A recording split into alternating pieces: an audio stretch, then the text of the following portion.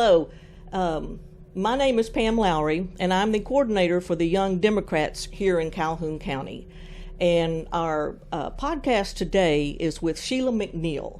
She is running in the November election for Public Service Commission, place number 2. And Sheila, thank you for making the trip over here today, and welcome to headquarters. Well, thank you. It's good to be here. Thank you for having me. I'm excited about this opportunity. Well, good. I thought the Young Dems always give several questions that they would like our guests to respond to, they're interested in. So before we do that, I thought maybe you could, just kind of educate us on you, where you're from, and really what promoted or provoked you to join this election. Very good, and thank you for that question. I have had the privilege of living in Alabama for the last 15 years. I did my undergraduate work at Oakwood University in Huntsville, and then I went to D.C., worked on Capitol Hill, and realized that my undergrad degree was like a high school diploma in D.C., so I had to go back to home and get some more education. So I went home, got my master's degree. Subsequently, I worked for the state and did a lot of public service work for the state. And then I went to City Hall one day and to talk to my council member and told him about an issue I was having, and he offered me a job on the spot. Ooh. First time ever at City Hall. And so subsequently I worked for him, I worked for his predecessor, got a lot of experience, and then the community came to me and asked me to run for city council. I ran for city council in the 8th largest city in the country, San Antonio, Texas, and beat an incumbent without a runoff. And that's where I started my experience in public service as far as elected official goes. Mm-hmm. And then I served, had an extraordinary time as serving there. And while I did that, I also was a university professor. I taught political science for 10 years, had the extraordinary opportunity to influence young minds, and that was just the greatest experience. I did that for 10 years, and then my daughter was here. I moved to Huntsville.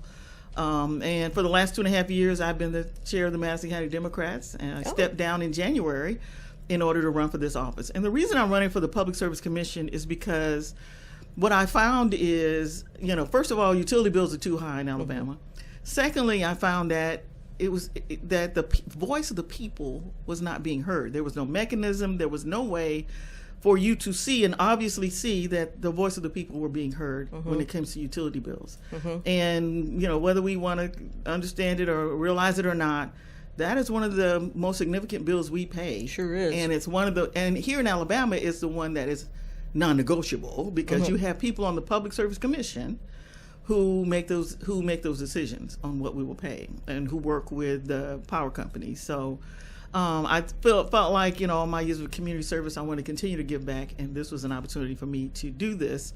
I served on major boards and commissions while I was on the city council, so I got a lot of experience with working with big budgets and spreadsheets and all those things. So it was an extraordinary opportunity. So I'm happy to be here in Alabama and able to serve here in this position, or run for this position. Well, that's interesting because, a commissioner on this board, you don't really realize, I didn't as a voter, that they basically negotiate my checkbook. Exactly. What I'm going to be paying. And you just always write it off to the power company that they're just charging me too much. Well, someone's letting them. Exactly. Or someone is giving them a blank check. Right. Yeah. So that's go ahead. The Public Service Commission is one of the most important agencies in the state of Alabama that nobody knows about. Nobody knows about. Well, basically that was one of their first questions is, who runs the commission and what is the commission's function? And it looks like the commission has not been functioning very well for the citizens of Alabama. Exactly, and that's why I'm running, because the citizens of Alabama have not had a voice on this commission for the last decade or so. Right. The Public Service Commission regulates utilities, so they regulate electricity, gas, water, wastewater, some transportation, and telecommunications. And your utility bill is one of the most important bills that you pay because you have to pay it. You know what I mean? You don't have a choice. It's non-negotiable. And it's one of the key, and it's because they're so high lately, it is, causing a lot of families to struggle to survive, and make these really important choices in their finances, between the utility bill and rent or food or gas or whatever it is. So it's a very, very important position. How many people are on the commission? This is place 2 is what you would be. So how many places are there? That's an interesting question because it's changed. When I got in this race in January, there were 3 public service commissioners. Okay. Because utility bills were so high, the legislature decided they needed to do something. So what they did was pass a series of bills, and the bill that they finally came out with was probably the worst of all of them because it expanded the Public Service Commission from 3 people to 7. So in June, the governor appointed 4 more commissioners. Appointed. Now understand, in January, I started running for this elected office, and then they appointed 4 people in June. I'm pounding the pavement. They got appointed during an election, which is a little... Well, in November, do they have to run? Not this November. No, they will serve out terms and eventually, have to run. One of them, I think, is 2-year term, and then there's a 4-year term, and then they have to run for their full terms. But it's just a little disingenuous to me for them to change the fundamental structure of this position in the middle of election. People started voting absentee in March. Right. The law was passed in April, and they appointed people in June. So it's in flux right now. I'm still going to run my race, and I plan to win, and be there to regardless. Now let me say, I did file a lawsuit challenging that law. It's in the courts now. We'll see what the judge does, but either way, I think this is a very, very, very important position. Everybody needs to pay attention to it and make sure that they're engaged and vote. So you can get the right people on that commission who will have your voice. Right. If you've got a public service commission on your ballot, vote for that person. Vote or not that person, but look for the person you know about, and you need to make sure that person, you vote for them. Exactly. Well, the Public Service Commission will be on every ballot. It will, but now every Alabamian in the state will have the public a choice on that. Yes. Okay. Well, remember that. Yes. Well, let's see. I don't know if this is a pun, but let's talk about the elephant in the room. Okay. Alabama families shouldn't have to subsidize the infrastructure needed by large data centers. Right. How would you make sure these large companies pay their fair share while still encouraging economic development? Yes. Well, see, economic development should benefit the community. Right. It should not be a burden on the community. And so it's important. Now, the interesting thing about the Public Service Commission, which is another important thing, data centers, whenever they come online, their utility contracts have to come before the Public Service Commission. Okay. And the Public Service Commission also will monitor their impact on the grid. 2 very important things, which makes this position even more important. So if you want to control data centers, it's going to come before the Public Service Commission. And we'll have the voice in whether it's good or it's a bad deal. So I think economic development is important. It's important that we encourage business in our state.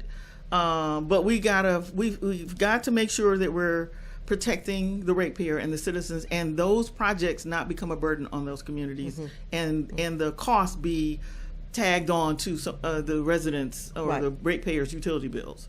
So I would be definitely fighting to make sure that does not happen, because I think, like I said, economic development should benefit the community and not be a burden on it.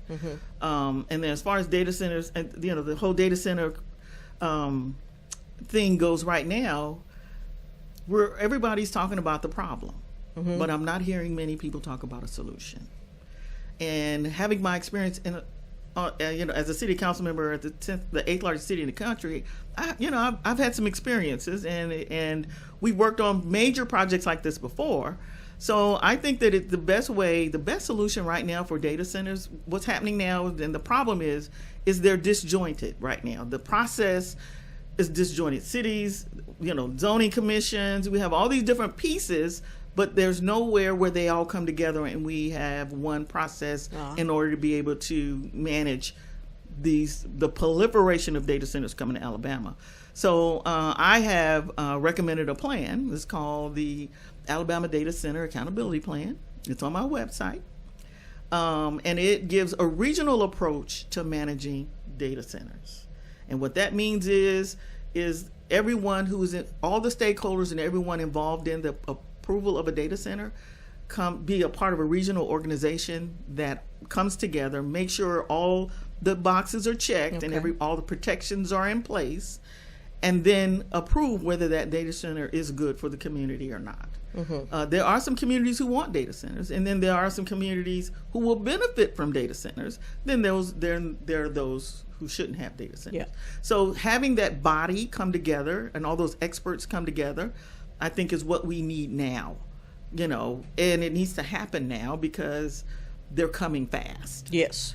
And if we don't do something now everybody's talking about moratoriums, and moratorium, it's fine. We do need to put the brakes on in order to implement the plan. But long-term moratoriums are not going to help us, I don't think, because what happens is data centers will continue to go through these processes disjointed and not connected where we can control them. Right. While we're waiting to, so if we can start the process now, I think the plan is there, for anyone to look at. It's a working document, and any contributions that will make it better, that's what we want. But there is a plan, and I've put forth a plan, and hopefully at some level we'll take a look at it and start looking at solutions and not just continue to talk about the problem. Well, that's encouraging because the centers are so huge. Yes. They are not just like a little transformer sitting on every street corner that people are complaining about. Right. These are massive structures, construction, and what they do to the environment, the local environment. And we've heard the horror stories. Yes. About what it can, the negative impacts it can have on our environment, our water, our air, sound, all of that. That's why it's important that we all come together, make sure all those boxes are checked, and we've addressed every one of those potential problems, and make sure. And then the other thing, the flip side of it is it helps businesses have a path to approval. It helps both ends of the process, meaning communities are protected, but it also gives businesses an opportunity to say, okay, these are the steps we have to take in order to be able to make this happen. Let's follow the process and do all that we can to make sure that everybody wins. Yeah, great. Okay.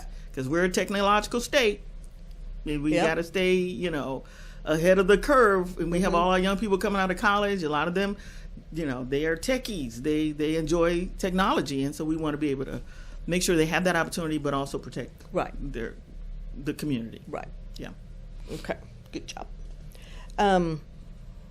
Okay. It says you've called for greater transparency in the rate-making process. What is one specific change you would make to give the public, especially rural and lower-income communities, a greater voice in those decisions? Yeah, that's an important thing for me. That's one of the major reasons why I'm running, is to make sure that the people of the communities all over Alabama have a voice. The regional approach to data centers is one of the ways.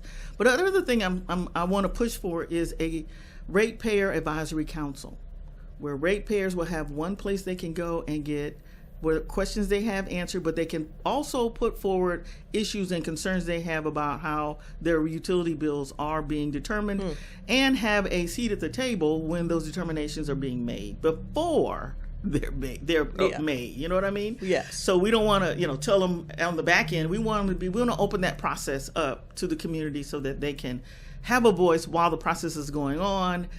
They can get their concerns heard. And we can all, agree or disagree, but also have an open process. Yeah. Okay. Let's see. Well, she's answered most of our questions. Well, it's in response to your political science professor. You also have background in economic development and have worked in major infrastructure projects. Yes. And how would those experiences shape the way you approach utility regulation? Right. Well, okay. So as a political science professor, I had to study institutions and organizations and systems.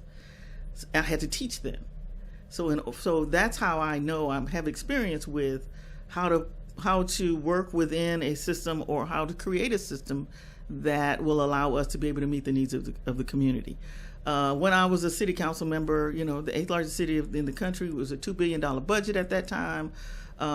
We were able to complete, in my district alone, $150 million in economic development projects, major projects.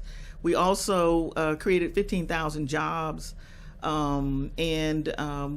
had several $1 million in infrastructure projects that got completed. So, sitting in that seat and having that opportunity for all those years gave me all the experience that I need to be able to come and offer that experience to help us to solve some problems here we have in Alabama. Mm-hmm. And that experience helped me to do that, from not only being a professor, but also serving as elected official in my capacity.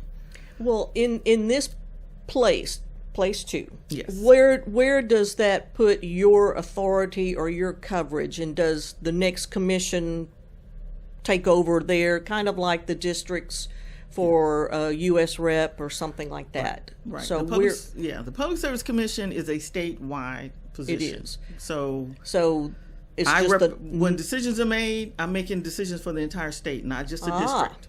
Okay, so place 2 is just 1 through 7 now. Yeah, now. Well, hopefully mm-hmm. that'll change. But anyway, it's 1. Yes, so all 3 of us, all 7 right now. Now, the interesting thing about the 7 is they're planning to align them with the congressional districts. So we have 7 congressional districts. Uh-huh. So each of the public service commissioners will represent a congressional district. I see. But I'm running statewide.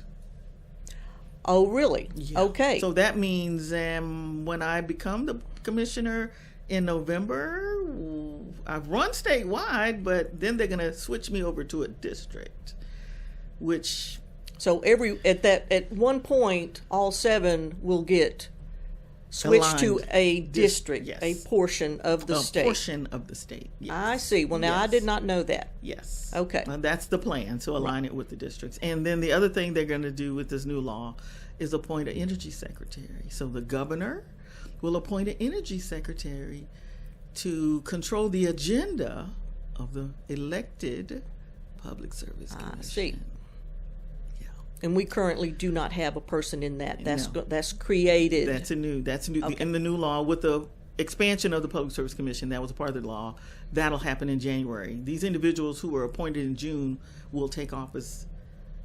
may take office in January. I see. Right. Yeah. So you will be on the ballot statewide. Yes, I will. So remember that. No matter, Yes. It's not just Calhoun County. It's not a district. Like Lee McGinnis is running against Mike Rogers. She's going to be statewide. So wherever we get in this podcast, remember, you get to vote for her. Yes. Okay. Yes. I guess one thing they're interested in, and what change would you make in the PSC that would have the most immediate impact on Alabama consumers? Good question. So one of the things, of course, high utility bills have been the issue. Everyone's saying the utility bills are high, and they are. Yeah. And so one way I think we can immediately work on getting utility bills down is to reform or review the rate stabilization and equalization mechanism. That's the mechanism that they use. It's a formula that they use to determine what your utility bills or what rates you will be charged. That formula, that mechanism was put in place in the 80s. Oh. I'm not sure if they're monitoring or reviewing it or changing it or updating it at all. I don't see that in any documentation. So that would be one of the first things, and the first ways we can work on getting utility bills down is to review that and reform it. Make sure it is something that is fair, and with having that system in place, we want to make sure that it's something that's up to date and something that's working well. Because we may need it, because before we did the RSC, which is the rate stabilization equalization mechanism or formula, we did what was called rate case reviews, and that's when Alabama Power had to come and open up their accounting books and show us all their numbers and what they're spending money on and why they're charging so much. They stopped that back in the 80s and started the RSE process or formula. That's been going on for all these years. I think it's going to be important to be able to look at that, review it, make sure we can reform it, and make sure that it is fair. The interesting thing is in Georgia, they recently looked at that and they were able to adjust down. Oh, well. I think they looked at the coal. There's some different formulas in there that they calculate. One of them is coal fuel costs and those things. So they were able to lower it to an extent. So looking at that, I think will be one of the first places we start to look at how we can bring these rates down. If I could, I will also push for a rate case review so we can get a clear look at the records and the numbers and how they're spending money and how they're coming up with these rates. So it's a lot, with the data center thing and then trying to figure out how to get these utility bills down. That's why it's important that you have the right person there, somebody who's just not there to run for an office or get a title or any of that. And you need somebody who's serious about, getting those rates down, but also making sure we protect ratepayers, hands down. That's the job of the Public Service Commission, to make sure ratepayers and consumers are protected.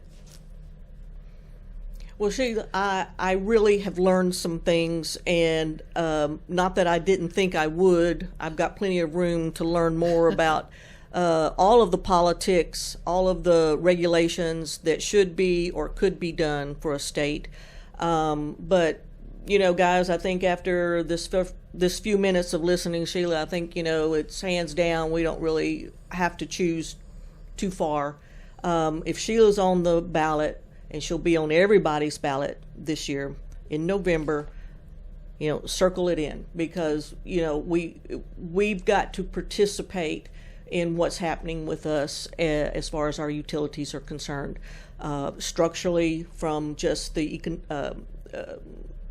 damage to the environment, but then also we all understand the electronics that we want to participate in as well, and for people coming along behind us.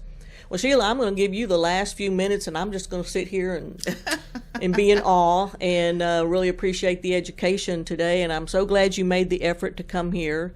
The Young Dems are a thriving group. We have about 20-something, probably 23 to 24, and I learn something new from them every day. And so this was my first time to host a podcast, but I learned a lot from you, and I really appreciate your visit. But I'll let you just close us out, and thank you again for coming. Well, thank you for having me. This has been a joy, and I'm always excited about Young Democrats, young anything at this point, okay?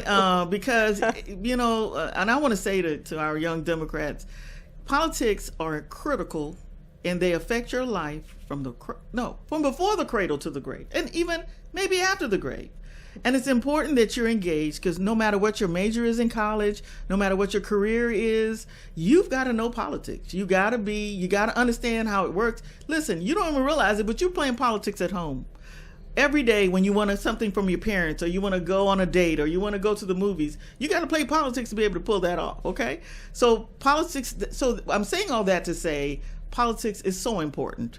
And it's important that you get engaged now while you're young, because that's what's going to make you successful in your career, in your life, to be able to understand politics, how it works, and to engage, make your voice heard, and then do your part to serve your community, because you're the next generation who's gonna take us to the next level. And we look forward to that, seeing the greatness that you're going to produce for us, and the great places you're going to take us. So this election right here in November 3rd, everybody says and talks about how consequential it is, but this one here is almost like do or die, because if we don't get this right, we're gonna struggle for years and decades to come. And it's going to take everybody engaged, and having you a part of this process is just going to make all the difference in the world. So thank you. Well, thank you, Sheila. And guys, like I said, this was a good one. And remember, Young Democrats are here, and we're a thriving group here in Calhoun County, And we like working out of headquarters. It's a good, comfortable place. And remember, you are not alone. Thanks for tuning in.